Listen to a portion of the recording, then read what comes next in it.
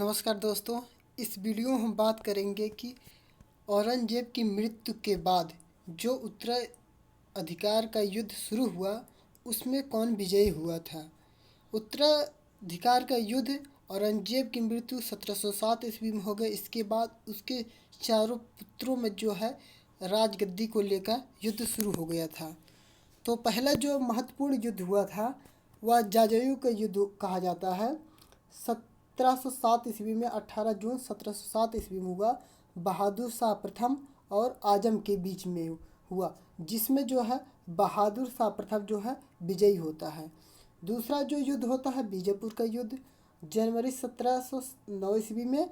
और बहादुर शाह प्रथम इसमें फिर जीत जाता और काम बख्श उसका जो भाई होता है वह हार जाता है। इस तरह जो है बहादुर शाह प्रथम राजगद्दी प्राप्त कर लेता है और वह जो है 1707 से 1712 ईस्वी तक शासन करता है। इसके बाद जहांदार शाह आता है जो कि 1712 से 1713 ईस्वी तक शासन करता है। इसमें महत्वपूर्ण बात यह है कि इसको जो है लंपट मूर्ख भी कहा जाता था। यह जो है जुल्फिकार खां की सहायता से राजा बना था और इसके शासनकाल में जजिया को समाप्त कर दिया गया था। इसके समय में जो है लाल कुंवर नामक वेश्या एक थी, उसका प्रभाव अत्यधिक था और इसकी जो मृत्यु हुई अब्दुल्ला खां और हुसैन खां के कारण जो है इसकी मृत्यु हो गई थी। आगे देखते हैं। फारूक सियर जो है राजा बनता है। 713 से 719 ईस्वी तक वह राजा रहता है। इसको जो है घृणित कायर भी कहा जाता है।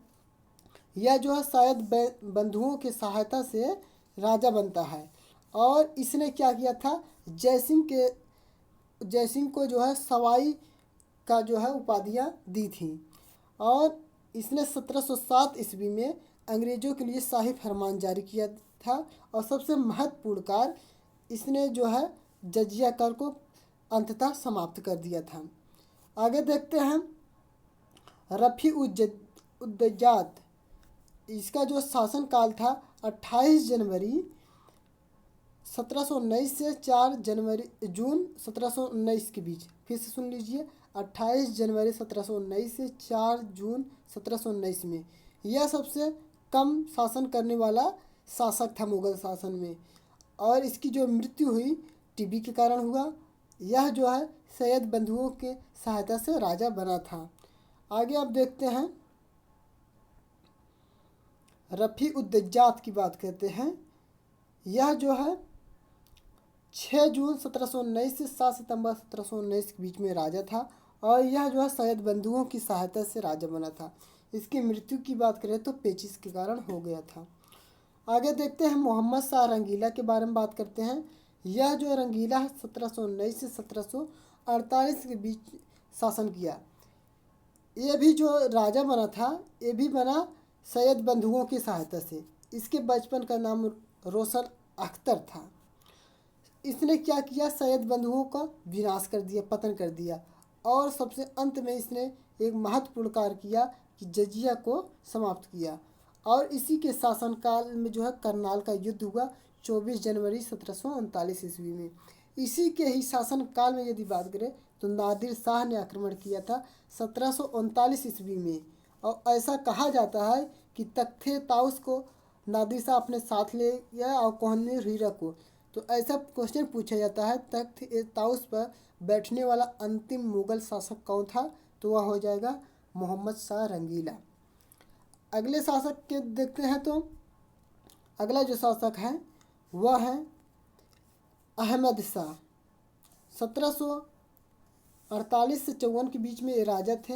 इनके माता का नाम उधम बाई जो नृत्यांगना थी। इन्हें जो है किबला ए आजम की उपाधियाँ दी गई थी। और आगे देखते हैं।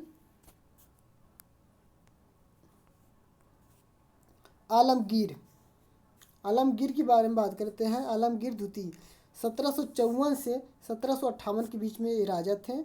इनके बचपन का नाम अजीजुद्दीन था। इसी के शासनकाल में जो है 1757 ईस्वी में प्लासी का युद्ध हुआ। आगे देखते हैं। शाह आलम द्वितीय। शाह आलम द्वितीय का शासनकाल जो था 1759 से 1806 के बीच में था। इनका मूल नाम जो था अली गौहर था। इन्हीं के शासनकाल में 1761 ईस्वी में तृतीय पानीपत का युद्ध हुआ।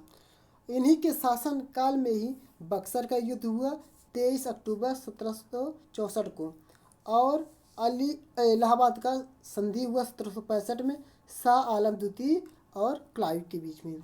अगले जो शासक बनते हैं वो हैं अकबर द्वितीय। अकबर द्वितीय का जो शासनकाल था 1806 से 1837 के बीच में था।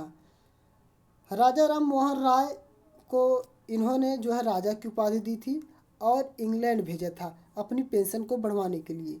1835 ईस्वी में मुगल सिक्का जो है इन्हीं के शासनकाल में जो है बंद हो गया था। इसके बाद ब्रिटिश सिक्का प्रारंभ हो गया था। और इसके बाद यदि हम बात करें तो अंतिम शासक जो हुए थे बहादुर शाह जफर हुए थे।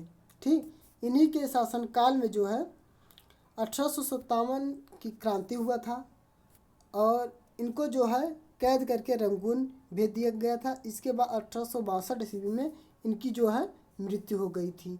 आगे देखते हैं 1 नवंबर 1858 विक्टोरिया द्वारा मुगल शासन का जो है समाप्त हो गया, यानी कि जो 1526 ईस्वी मुगल शासन की स्थापना हुआ था वही जो है 1858 में पूर्णतः समाप्त हो गया।